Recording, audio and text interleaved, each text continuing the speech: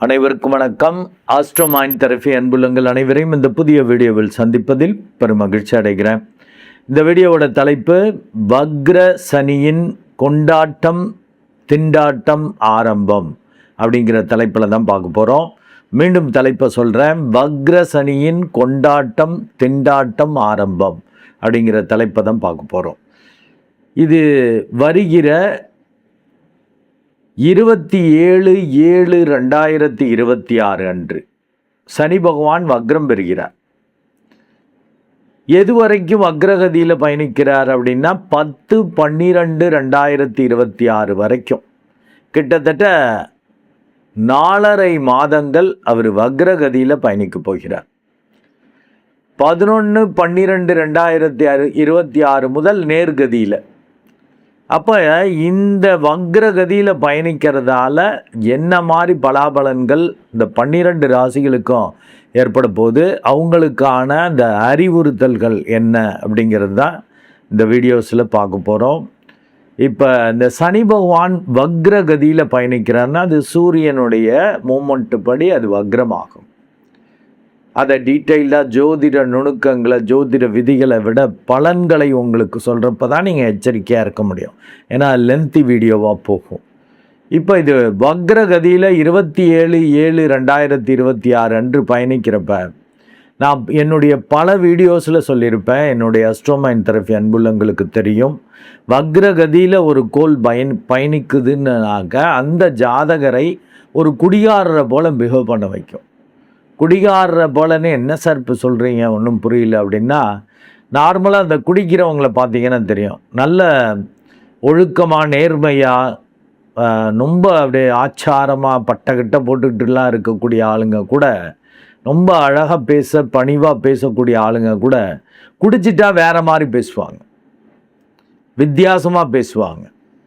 அதே இது எப்போதும் குடிக்காதப்ப ரவுடித்தனமாக அடாவடியாக திமிராக பேசக்கூடிய ஆள்கள், மோடு முட்டித்தனத்தை காட்டக்கூடிய ஆட்கள் குடிச்சிட்டாங்கன்னு வச்சுக்க சைலண்ட் ஆகிடுவாங்க. ஸோ அப்படியே ஆப்போசிட்டாக அவங்களுடைய நேச்சர் மாறுது. அதை நீங்களே பார்த்துருக்கலாம். அதே போலவே இந்த சனி பகவான் வக்ரம் பெறப்ப, இந்த சனி பகவான் உங்கள் ராசி உங்கள் லக்னத்துக்கு யார், அவன் என்ன மாதிரி வேலையை செய்யக்கூடியவன், உங்களுக்கு நட்புக்கோளா பகைக்கோளா, அதாவது உங்களுக்கு பிரச்சனைக்குரியவரா இல்லை நல்லது பண்ணக்கூடிய நிலைமையில் இருக்காரா, இதெல்லாம் அனுசரித்து தான் அந்த பலாபலன்கள் ஏற்படும். அப்போ அதில் வக்ரம் பெறப்ப என்ன நடக்கும், இயல்புக்கு மாறாக நடக்கும். இப்போ மேஷத்தை ஃபஸ்ட்டு எடுத்துக்கிறோன்னா அதில் 12ஆம் இடத்துல சனி பகவான் பயணிக்கிறப்ப விரய சனிம்பாங்க. நார்மலாக விரயங்களை கொடுக்கும், அதுக்கு அப்படியே மாறாக வரும். அது போல தான் இப்போ சிம்மத்துக்கு பார்த்தீங்கன்னா அஷ்டம சனி, எப்போதும் எதிர்பாராத கண்டங்கள், முறிவு, பிரிவு, ரொம்ப பயமாக இருக்கிறது, எல்லாத்தையும் இழந்து நொந்து போய் இருக்கிற மாதிரி இருக்கிறது, அப்படிலாம் சோதனைகளை அது சனி பகவான் கொடுப்பார். இப்போ வக்ரம் பெறப்ப இந்த 4.5 மாதங்கள் அவர் லீவ் விடுறார் இந்த பிரச்சனைகளுக்கெல்லாம். அதே போல தான் வைஸ் வர்சா நல்லது பண்ணக்கூடிய இப்போ ரிஷப லக்னம் ரிஷப ராசிக்கு 11ஆம் இடத்தில் அந்த பூர்வ பாக்கியாதிபதியாக வரக்கூடியவர் இருக்கிறப்ப அபரிமிதமான லாபங்கள், தொழில் வேலை ரீதியாக தர்மகர்மாதிபதி யோகங்களை அவர் வெளிப்படுத்துவார். பெரிய அளவுக்கு அதன் மூலம் லாபம் பாப்புலாரிட்டியோடு கிடைக்கிறது. இப்படிலாம் பண்ணிகிட்டு இருந்திருப்பார். இப்போ வக்ரம் வர்றப்ப அதுக்கு மாறாக இருக்கும். யாரெல்லாம் மதித்தாங்களோ அவங்க வித்தியாசமாக பிஹேவ் பண்ணுறது, எதன் வழியாலாம் பெரிய அளவுக்கு லாபங்கள் வந்துச்சோ அதெல்லாம் தடைபடுறது, சற்று குழப்பமாவது, பயந்து போகிறது. ஏன்னா இப்போ குடிச்சிட்டிங்கன்னா, இப்போ நார்மலாக இருந்தீங்கன்னா ஸ்டடியாக இருப்பீங்க. குடிச்சிட்டிங்கன்னா குடிகாரர்கள் நடக்கிறதே ஒரு மாதிரி நடப்பாங்கல்ல, மூளை சட்டுன்னு வேலை பார்க்காது, இல்லை வித்தியாசமாக வேறு வேலை பார்க்கும். குடிக்கிறதுக்கு முன்னாடி ஏதாவது பழிவாங்கும் உணர்வுகள், பிரச்சனைகள், இல்லை சந்தோஷ உணர்வுகள் என்ன இருக்கோ அது அப்படியே ஸ்டாக்னண்ட்டாக நின்றுடும். குடிக்கிறதுக்கு முன்னாடி அவன் மோசம் பண்ணிட்டான், அவனால தான் குடிக்கிறேன், அவன் எனக்கு இது பண்ணிட்டான்னா குடிச்சு விட்டு அவங்கள்ட்ட போய் ஆட்டோமேட்டிக்காக அவங்கள அறியாமல் வம்பளக்கிறது, பிரச்சனை பண்ணுறது. ஏன்னா மூளை அதுக்கு முன்னாடி உள்ளதோடு நின்றும். அதை போல தான் இந்த சனி பகவான் இப்போ வக்ரம் பெறப்போ ஒரு குடியாடுற போல் பிஹேவ் பண்ண வைப்பாருங்கிறப்ப, யாரெல்லாம் இந்த சனி பயிற்சியால் நெகட்டிவெல்லாம் அனுபவிச்சுட்டு கொண்டிருக்க அனுபவித்து கொண்டிருக்கிற அத்தனை ராசிகளுக்கும் சற்று லீவு, பிரச்சனையிலேருந்து கொஞ்சம் விடுபாடு இருக்கும். எதெல்லாம் பிரச்சனையோ அதெல்லாம் கொஞ்சம் நல்லதாக மாறும். இது பிரச்சனைன்னு நினச்சது பிரச்சனையாக இருக்காது. ரொம்ப கேஷுவலாக அதுக்காக பிஹேவ் பண்ணவும் முடியாது. பிரச்சனைலாம் லீவுனா 4.5 மாதம் லீவா சார், விரையச்சனி வேலை பார்க்க மாட்டாரா, அஷ்டம சனி வேலை பார்க்க மாட்டாரா அப்படின்னா ரொம்ப ஓவர் கான்ஃபிடெண்ட்டாக பண்ணிங்கன்னா ஆப்பு வைப்பார். அவர் சனி பகவான் நீதிபதி போன்று. ஓவர் கான்ஃபிடென்ட்டில் சரியாயிடுச்சு இப்போ அஷ்டம சனி, இன்னுமே நம்ம பழையபடி பந்தா விடலான்னாக்கா அடிப்பார். அதாவது நீங்கள் ரொம்ப திட்டமிட்டு எதிர்பார்த்து செய்கிறது சொதப்பும், பயந்துக்கிட்டே செய்கிறது ரொம்ப நல்லா இருக்கும். இந்த வித்தியாசத்தை தெரிஞ்சுக்கிட்டிங்கன்னா ரொம்ப நல்லது. இந்த 12 ராசிகளும் நான் சொன்ன இந்த 27/7/2026 முதல் 10/12/2026 வரைக்கும் நல்லா மெடிடேட் பண்ணிக்கோங்க. அந்த தான் விழிப்புணர்வு வரும். ஏன்னா இதுவரையில் கஷ்டப்பட்டுக்கிட்டு இருந்தவங்களுக்கு, அவமரியாதையை சந்தித்து கொண்டிருந்தவர்களுக்கு கொஞ்சம் மரியாதை கிடைச்சது தலைகால் புரியாது. கொஞ்சம் வரவும் தலைகால் புரியாது. பழைய குருடி கதவு திரடின்னு பண்ணுவாங்க. மெடிடேட் பண்ணிட்டா அந்த சமநிலை இருக்கும். இது எல்லாமே டெம்பரவரி தான். இந்த வக்ரம் பெற்ற கோள் குடிகாரரை போல் பிஹேவ் பண்ண வைக்குங்கிறப்ப சரியாக புரிஞ்சுக்கங்க. இயல்புக்கு மாறாக பிஹேவ் பண்ண வைக்கும். அவன் கெடுதல் பண்ணுறவன் இப்போ நல்லது பண்ணுவான். எந்தெந்த ராசிகளுக்கு கெடுதலாக இருக்கிறதோ அதை புரிஞ்சுக்கணும். நீங்களும் உங்களை இந்த சமநிலையில் இருந்தால் தான் அந்த கண்ட்ரோல் கிடைக்கும். இல்லாட்டி இதுவரையில் கஷ்டம் இருந்தது இப்போ கொஞ்சம் விலகிறப்ப சரியாயிடுச்சு பழையபடி ஆகும்னு செய்யலான்னு பண்ண முடியாது. ரொம்ப கான்ஃபிடெண்ட்டாக செஞ்சீங்கன்னா சொதப்புன்னு இருக்கேன் பாருங்க. பயந்துக்கிட்டே செய்கிறது ரொம்ப நல்லா இருக்கும். அதனால் ஒரு சமநிலையில் இருந்துக்கலாம். நம்ம செய்கிறத செய்வோம், கடவுள் கொடுக்கறது வாங்கிக்குவோன்னு செய்கிறப்ப இந்த வக்ரசனியால் இதுவரையிலும் பாதிப்பை அடைந்து கொண்டிருக்கிறவர்கள் சற்று ரிலாக்ஸ் ஆகி நன்மைகளை அடையக்கூடிய வாய்ப்புகள் உண்டு. இதுவரையிலும் ரொம்ப நல்லது, லாபங்கள், பெரிய அதிர்ஷ்டங்களை அனுபவித்து கொண்டிருந்தவர்கள் இந்த வக்ரகதியில் சற்று நிதானத்தை கடைபிடிக்கலைன்னா ஆழந்தெரியாமல் காலை விட்டு மாட்டிக்கிற மாதிரி ஆகிடும். கொஞ்சம் கவனமாக இருக்கணும். இனி நம்ம அந்த 12 ராசிகளுக்கும் தனித்தனியாக எப்படி இருக்குது இந்த வக்ரசனியின் பலாபலன்கள், அவங்களுக்கான அறிவுறுத்தல்களை பார்ப்போம். இப்போது துலா லக்னம் அண்டு துலாராசி அன்புள்ளங்களுக்கு இந்த வக்ரசனி கொண்டாட்டத்தை கொடுக்க போதா, திண்டாட்டத்தை கொடுக்க போதா அப்படின்னு பார்க்க போகிறோம். இவங்களுக்கு துலா லக்னம் துலாராசிக்கு கண்டிப்பாக திண்டாட்டத்தை தான் கொடுக்கும். ஏன்னா இதுவரையிலும் 6ஆம் இடத்திலிருந்து சனி பகவான் சும்மா அதிரடி காட்ட வைத்திருப்பார். என்னதான் பிரச்சனைகள், போட்டிகள், சிக்கல்கள், தடங்கல்கள் எது வந்தாலும் சும்மா அதிரடி காட்டியிருப்பீங்க. எதிரிக்கு மார்பில் ஆணிம்பாங்க, எதிராளிகள் அஞ்சி இருப்பார்கள். அந்த மாதிரி ஒரு நல்ல பலன்களை, ஒரு கொண்டாட்டத்தை கொடுத்து கொண்டிருந்தவர் இப்போ வக்ரகதியில் பண்ணுறப்ப திண்டாட்டத்தை ஏற்படுத்துவதற்கான வாய்ப்புகள் அதிகம். ஸோ அவங்களுக்கு என்ன மாதிரி திண்டாட்டத்தை கொடுக்க போகிறார், அவங்களுக்கான அந்த அறிவுறுத்தல் என்ன அப்படிங்கிறது தான் இப்போ பார்க்க போகிறோம். துலா லக்னம் அண்டு துலாராசி அன்புள்ளங்களுக்கான அறிவுறுத்தல் என்பது காரிய வெற்றிக்கு கலக்கம் வரும் நேரம். மீண்டும் உங்களுக்கான அந்த தலைப்பை அறிவுறுத்தலை கொடுக்குறேன். காரிய வெற்றிக்கு கலக்கம் வரும் நேரம். இப்போ இந்த தலைப்புலேருந்தே புரிஞ்சிருக்கலாம். இதுவரையிலும் சும்மா அதிரடி காட்டி தொட்டது ஜெயிக்கிற மாதிரி, நினைத்ததை முடிக்கிற மாதிரி, எதிரிகளுக்கெல்லாம் அஞ்சாமல் எதிரிகளை ஓட ஓட விரட்டி வெற்றியை கொண்டு மற்றவங்க பார்த்து வியக்கிற மாதிரி, பொறாமப்படுற மாதிரி வாழ்ந்து கொண்டிருந்தவர்களுக்கு இப்போ சற்று கலக்கம் வரும் நேரம். ஏன் அப்படின்னா அந்த சனி பகவான் வக்ரம் பெறார். அதுதான் இன்ட்ரோடக்ஷனில் சொன்ன, வக்ரம் பெற்ற கோள் இயல்புக்கு மாறாக பிஹேவ் பண்ணுவாங்கன்னு சொல்லியிருக்கேன். உங்களுக்கு அவர் 4-5 கூடியவன். சொத்து சுகம் சொந்த பந்தங்களுக்கும் வித்தை திறமைக்கும் அதிர்ஷ்டத்துக்கும் குழந்தைகளுக்கும் புத்திக்கும் உரியவர், நல்லது செய்யக்கூடியவர். அவர் 6ஆம் இடத்துல மறையிறது பாசிட்டிவாக நல்லபடியாக இருந்துச்சு. இப்போ அவர் வக்ரம் பெறப்ப எதெல்லாம் பாசிட்டிவ்னு நினச்சி செய்கிறீங்களோ அது நெகட்டிவாக மாறும், எதெல்லாம் நெகட்டிவ்னு நினச்சி செய்கிறீங்களோ அது பாசிட்டிவாக மாறுறதுக்கான வாய்ப்புகள் உண்டு. ஸோ இந்த காலகட்டத்தில் உங்களுக்கு காரிய வெற்றிக்கு கலக்கம் வரும் நேரம்ட்ட. அப்போ முயற்சிகளில் அதீத விழிப்புணர்வு தேவை. ஓவர் கான்ஃபிடென்ட்டில் வேலை பார்க்கக்கூடாது, சிக்கல் வந்துடும்.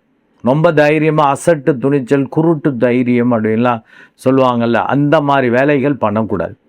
கூட இருக்கிறவங்கள்ட்ட பிரச்சனை வேண்டாம். சகோதர சகோதரிகள்கிட்ட பிரச்சனை வேண்டாம். ஏன்னா அவங்க வழியாலாம் உங்களுக்கு தொல்லைகள், உங்கள் காரியம் ஒழுங்காக நடக்க முடியாதபடி பிரச்சனைகளை, தடைகளை அவர்கள் கொடுக்கறதுக்கான வாய்ப்புகள் உண்டு. சகாக்கள், ஆஃபீஸில் கூட வேலை பார்க்குறவங்கள்ட்டையும் வச்சுக்கக்கூடாதுன்ட்டு சகோதரர்கள்ட்டையும் வச்சுக்கக்கூடாது. சக நண்பர்கள் அப்படின்னு அப்படியே எப்போதும் ஜாலியாக பேசிட்டு இது பண்ணக்கூடிய ஆளுங்க, ஈக்குவலான ஆளுங்க, அவங்கள்ட்டையும் ஒரு விழிப்புணர்வு. ஏன்னா அவங்களால காரியம் கட்டுரும். அண்டு இது ரொம்ப நல்லா இருக்கும், பெரிய அளவுக்கு நீடித்த பங்குகள் கிடைக்கும், நீடித்த நன்மைகள் இருக்கும், மறைமுகமான பல வெற்றிகள் நன்மைகளை கொடுக்கும். நீங்கள் செய்கிறது மாறாக நடக்கும். இதே பயந்துக்கிட்டே இது என்ன நடக்கும்னு தெரியல, முறிவு பிரிவு வந்துருமா, இது நல்லதா கெட்டதா அப்படிலாம் ஒரு பயந்துக்கிட்டு செய்கிறது, நான் சொன்ன மாதிரி நீடித்த பங்குகள், நல்ல மறைமுக நன்மைகள் நடக்கிற மாதிரி பாசிட்டிவாக மாறிடும். அதுக்கு மெடிடேட் பண்ணாதான் அந்த கலக்கம் வராது, பயம் வராது. இல்லாட்டி பயத்திலேயே நீங்கள் விட்டுருவீங்க. எப்பா இது வேணாம்ப்பா, இது ரிஸ்கே வேணாம், அது வந்தாலும் பரவாயில்ல, வேண்டாம். ஏன்னா நீங்கள் உங்கள் லக்னாதிபதி ராசி அதிபதி யார்? சுக்கிரன், அசுரகுரு. நல்லவனுக்கு நல்லவன், கெட்டவனுக்கு கெட்டவங்கிற ஆட்டிடியூட் இருக்கும். இருந்தாலும் சுகம் பிரதானமாக இருக்கும். உங்கள் லக்னாதிபதியே 8ஆம் இடத்ததிபதியாகவும் அவர் வர்றதால ஒரு இனம் புரியாத ஒரு பயமும் இருக்கும். யாரையும் கிட்டக்க நெருங்க விட மாட்டீங்க. இந்த பிஸ்னஸ் பீப்புளும் அப்படி தான். அவங்களுக்கு இந்த பிஸ்னஸ் சீக்ரெட்டுன்னு வச்சுருப்பாங்க, யாருக்கிட்டையும் கொடுக்க மாட்டாங்க, சொல்ல மாட்டாங்க. இப்போ அதற்கெல்லாம் சற்று குழப்பம் வரும். தெரியாமல் ஓட்டவாய் மாதிரி உளறிடுவீங்க. பேச மாட்டீங்க தான், கண்ட்ரோலாக தான் இருப்பீங்க. பேச ஆரம்பிச்சிங்கன்னா ஓட்டவாய் மாதிரி எல்லாத்தையும் சொல்லிவிடுவாங்க. இந்த துலா லக்னம், துலாராசி அன்புள்ளங்கள் அப்படி கூட இருக்கிறவங்கள்ட்ட சொல்லி, இல்லை பார்ட்னர்கிட்ட சொல்லி பயந்துக்கிட்டு இருப்பாங்க என்ன நடக்குமோன்னு. இந்த 4.5 மாதம் கிட்டத்தட்ட 27/7/2026 முதல் 10/12/2026 வரைக்கும் ஒரு பயம், குழப்பம், என்ன நடக்குமோ, இதை போய் சொல்லிட்டோமே, இவன் வில்லங்கமோ, நம்மளுக்கு எகென்ஸ்டாக மாறிடுவானோ, அப்படி இப்படின்னு அப்படி பயப்படுற மாதிரி, குழப்புற மாதிரி அப்படி இருக்கும். அதனால் காரிய வெற்றிக்கு கலக்கம், ஏன்னா நல்லபடியாக முடியுமா இல்லை கெட்டு போயிடுமான்லாம் ஒரு பயம் வரும். தீவிர பயமாக மாறுறதுக்கான வாய்ப்புகள் உண்டு. கெட்ட தசாபுத்தியாக இருந்தால் ஐயோன்னு அதுலேயே உடம்பு பாதிக்கும், பிரச்சனைகள் வரும். கெட்ட தசாபுத்தின்னா ஹாஸ்பிட்டலில் அட்மிட் ஆகிற மாதிரிலாம் கூட போகும். ஏன்னா விரயங்களுக்கும் வழிவகுக்கிறார்.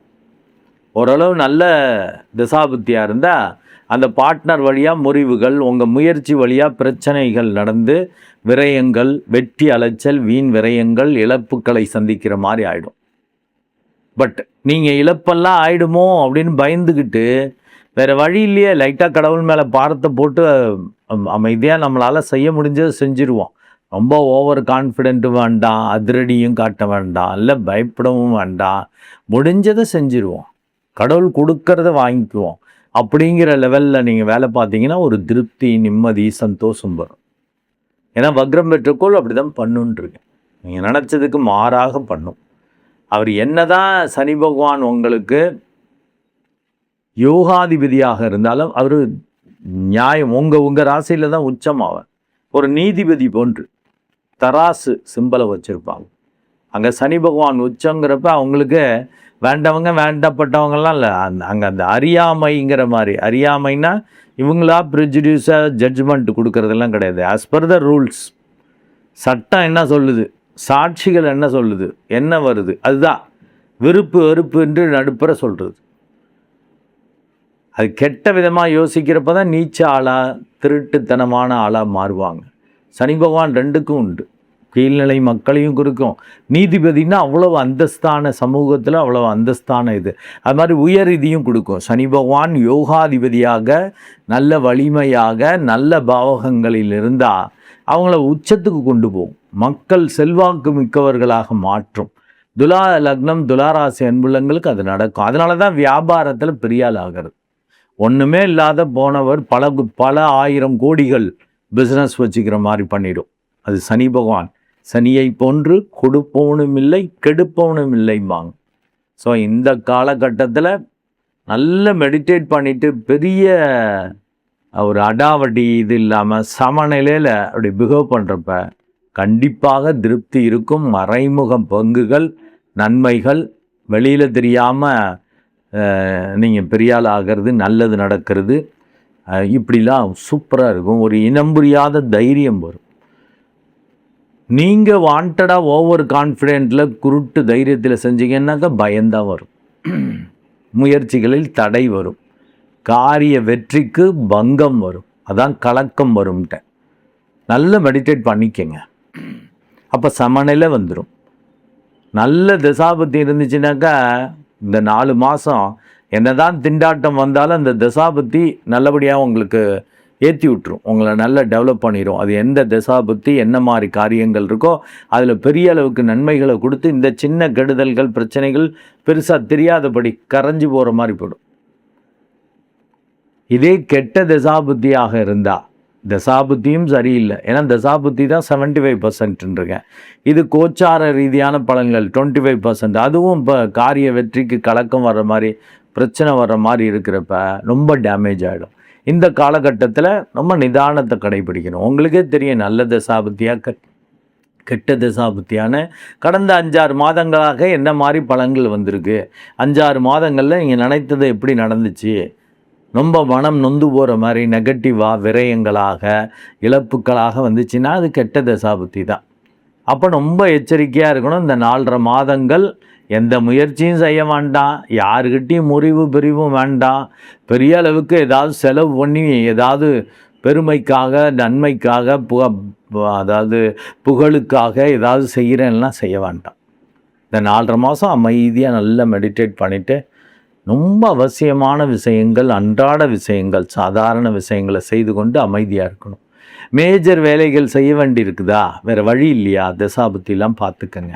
ஓரளவு நல்லா இருக்குன்னாங்க பண்ணிக்கலாம். இது ஒரு 25% தானே. இந்த மாதிரி நெருக்கடிகள் வந்தாலும் அது இப்படி தான் வரும்னு ஐயா சொல்லியிருக்காருல்ல அப்படின்னு தைரியமாக அதை டீல் பண்ணிட்டு போயிடுவீங்க.